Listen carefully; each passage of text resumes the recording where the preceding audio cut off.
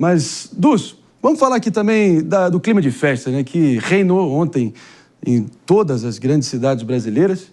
Inclusive, fica uma tendência atual que é reveladora do momento brasileiro. Isso porque o número de turistas estrangeiros no Brasil bateu recorde. Claro que a cotação do dólar favorece, tudo fica mais barato e o pessoal vem com mais frequência e com mais volume.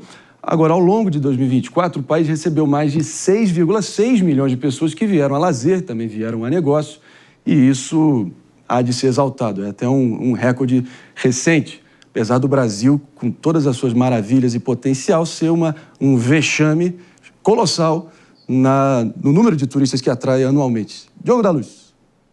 Eu acho que a gente precisaria ter muito mais turistas que isso, porque, na verdade, o que a gente tem é uma redução no valor do real, e tendo perda de valor de real, a gente fala, está entrando mais dinheiro aqui, mas está entrando mais de verdade?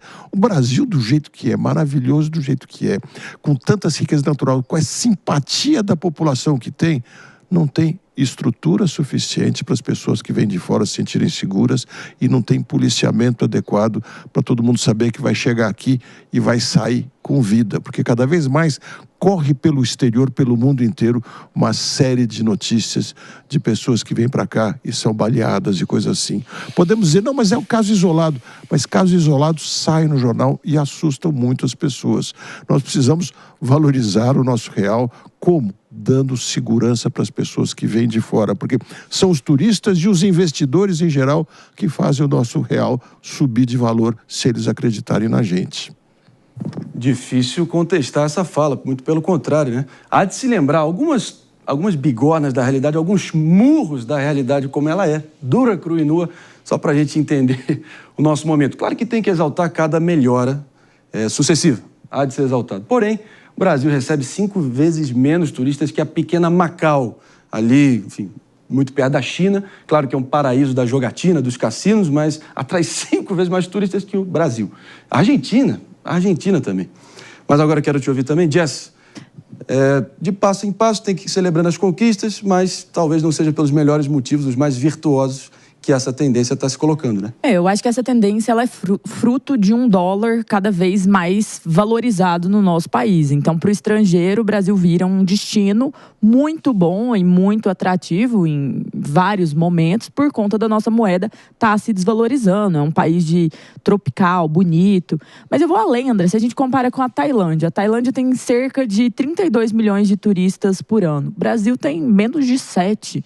É uma diferença muito grande para um território considerável, com uma diversidade de espaços geográficos genuíno, com uma beleza e uma gastronomia sensacionais. Mas a infraestrutura do turismo no Brasil é ruim. Mais uma vez, muito difícil, assim, quem já veio com amigos estrangeiros para o Brasil sabe. A questão do inglês aqui, muito difícil, às vezes, a exceção de alguns espaços, como os hotéis, Airbnb, prédios que vão se hospedar, as pessoas não falam. Então, existe uma barreira da língua que, com certeza, com o celular tá melhorando, mas assim, que ainda é presente todos os dias em várias regiões do Brasil.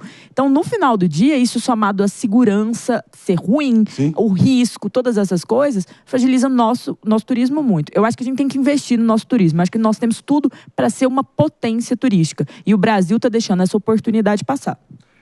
E é aquela cruel armadilha, né? Por um lado, na medida que o dólar vai ficando cada vez mais alto, cada vez mais forte, vai fomentando o turismo, mais circulação de renda estrangeira aqui dentro. Mas como é que fica a nossa vida, né? Enquanto o Brasil vai se tornando um destino cada vez mais barato, fica cada vez mais caro para os brasileiros, nossos compatriotas e sobreviventes, que eu sempre dou as boas-vindas aqui toda manhã. E a gente tem que analisar também, eu quero te ouvir, Dus, meu caro doutor Dus, o efeito Donald Trump, né? Assumindo a Casa Branca, o furacão laranja de topete avantajado voltando com tudo, e muita gente falando que vai fortalecer ainda mais a moeda americana, que é a grande moeda universal, a reserva global. Tua expectativa no tocante isso daí? Olha, Marinho, sem dúvida nenhuma é um modelo Trump de fortalecimento da moeda interna, né, da moeda local, o fortalecimento do dólar, e o Trump já mostrou suas garras. Recentemente, quando eleito, né, após eleito, já ameaçou o Brasil com relação ao BRICS. Falou, se vocês começarem a pensar em criar uma moeda própria ou desdolarizar o mundo, terão sanções comerciais. Trump já fez isso agora, tem um mês.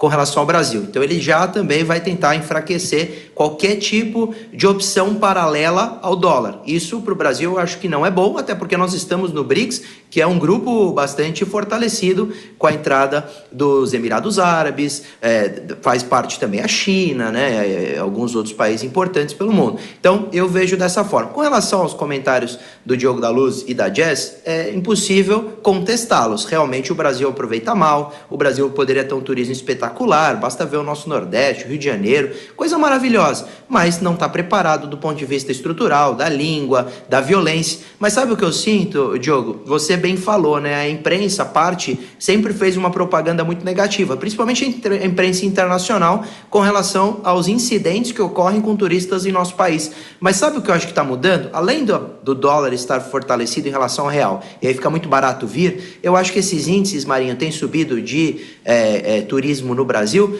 por causa das redes sociais. Eu vejo muito turista vindo para cá e viralizando vídeos com relação às paisagens naturais do Brasil, dizendo, olha, eu tô andando, por exemplo, em Copacabana, são 2 da manhã, eu vi esse vídeo agora, faz uma semana, viralizado de uma turista, acho que americana, e ela falou, tô me sentindo muito segura, não aconteceu nada comigo, olha meu celular aqui, e os turistas dando um relato pessoal, dizendo que estavam super seguros em Copacabana de madrugada. Talvez as redes sociais tiraram esse poder da imprensa internacional de definir se ali o Brasil é perigoso ou não, se está preparado para o turismo ou não, deixando o próprio turista dar o seu feedback. E, em regra, claro, a maioria vai dizer que a experiência foi maravilhosa, porque o Brasil é espetacular e muitos turistas vão para resorts, vão para praias espalhadas aí pelo país que não são tão inseguras como grandes capitais. E a experiência é levada para o mundo em vídeos virais, também atraindo mais o turista para o nosso país, o que é ótimo. Diogo. De fato, né, Durso? É uma minoria, uma ínfima minoria, mas se pensar que tem um risco, mesmo que pequeno, de errar o caminho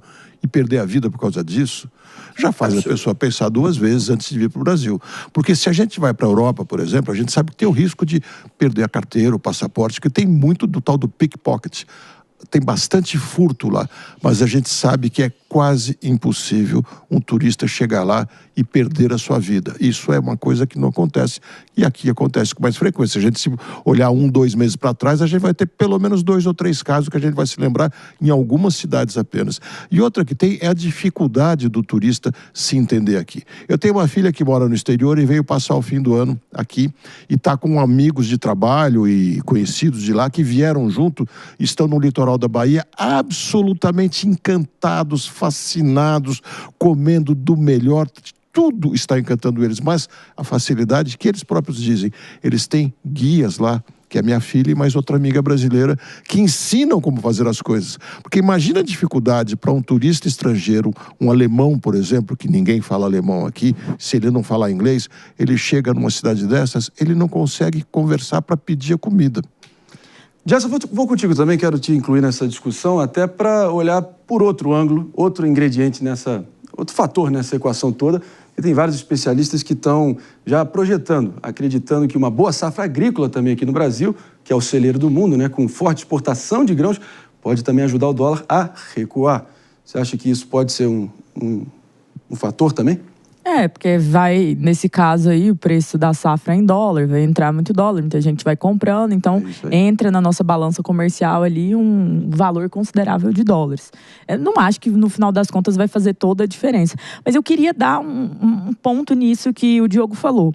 Eu não acho que é só no estabelecimento, vou dar um exemplo. Eu estava no aeroporto de Guarulhos e tinha aquele momento que você desce para entregar o passaporte, tinha uma senhorita do aeroporto, que era funcionária, falando assim, estrangeiros por aqui, estrangeiros por aqui.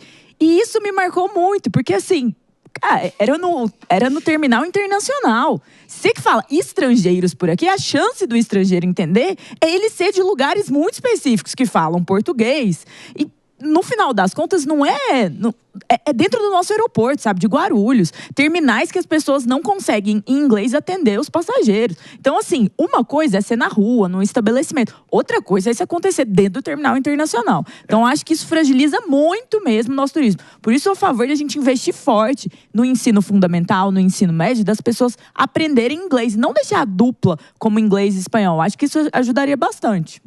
Não, também, pelo amor de Deus, isso aí é para anteontem, para a década passada, mas, enfim, passo a passo, A gente sabe de todas as nossas contradições, armadilhas, problemas aí que, enfim, parece que o Brasil tem uma dificuldade hercúlea de poder finalmente virar certas páginas, mas, enfim, é um novo ano, né, Diogo da Luz? Vamos ter esperança aí que os nossos representantes possam entregar equipar o povo, entregar olhos, asas para realmente o povo poder se equipar, voar e fazer jus ao potencial brasileiro. Mas olha só, eu quero propor a pergunta do dia para todo mundo que está nos assistindo aqui hoje e, claro, vai na linha desse grande fantasma que nos assombrou nessa passada de ano, que é o dólar cada vez mais estratosférico. E é no nosso site, o www.jovempan.com.br, que eu convido vocês, convoco vocês agora, para todo mundo que está no carro, assim que pararem, tiverem um tempinho, deixem o voto de vocês lá, todo mundo aí do outro lado da tela também.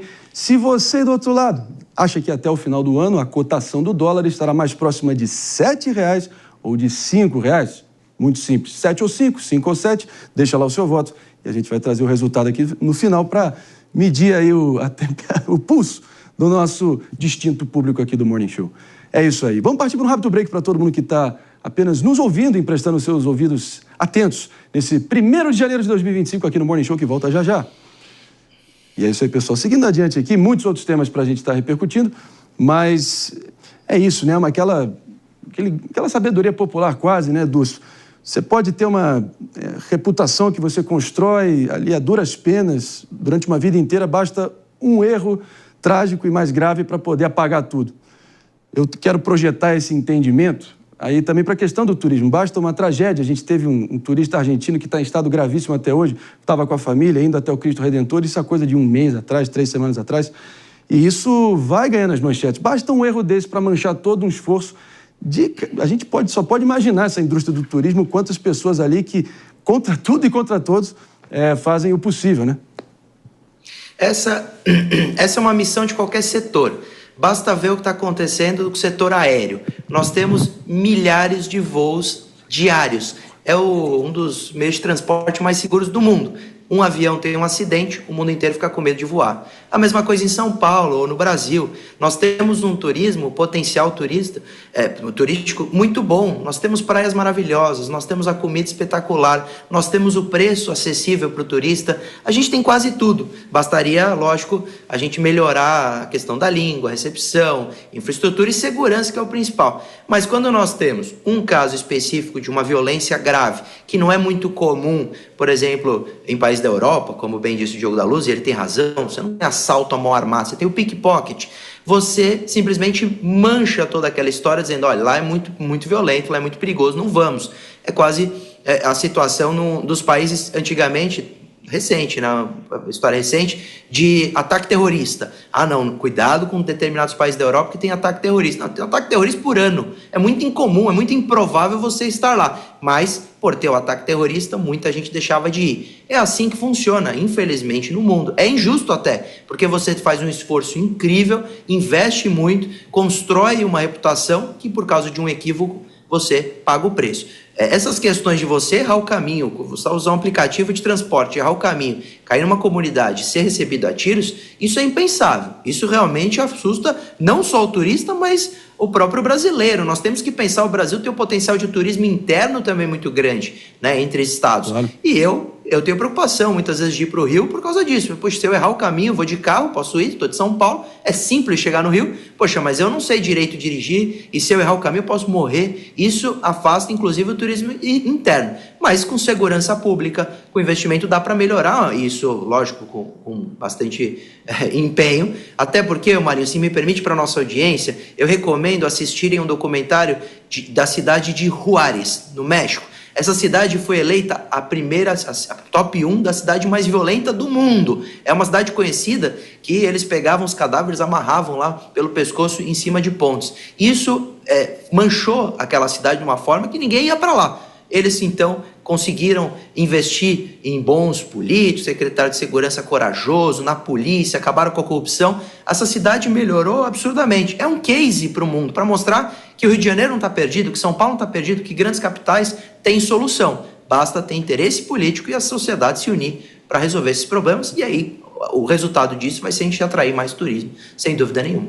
E o exemplo tem que vir de cima, né? É a pergunta que eu tenho certeza que você está se fazendo, e é a nossa toda aqui. Como é possível um país com 8.500 quilômetros de praias e baías paradisíacas, cidades históricas ali de Minas Gerais, Serra Gaúcha e Catarinense, Jalapão no Tocantins, Lençóis Maranhenses, Cataratas do Iguaçu. Enfim, tudo isso não consegue superar a Argentina. Logo, a Argentina no turismo. Eis a questão. Diogo da Luz, quero te ouvir também. Nós concorremos com a Torre Eiffel, né? Com um único ponto turístico de Paris. Está algo muitíssimo errado, sem dúvida, sem dúvida. Mas você falou em renovar esperanças e vendo aqui o Dulce falando da cidade de Suárez, se não me engano, no México. Juárez. A gente não pode ter a polícia municipal ainda, infelizmente. Mas mesmo assim, eu quero renovar essa esperança e torcer para que os nossos políticos gastem menos dinheiro com um monte de instituições que nos servem muito pouco e muito mais com a segurança dos nossos turistas, nossas e dos nossos filhos.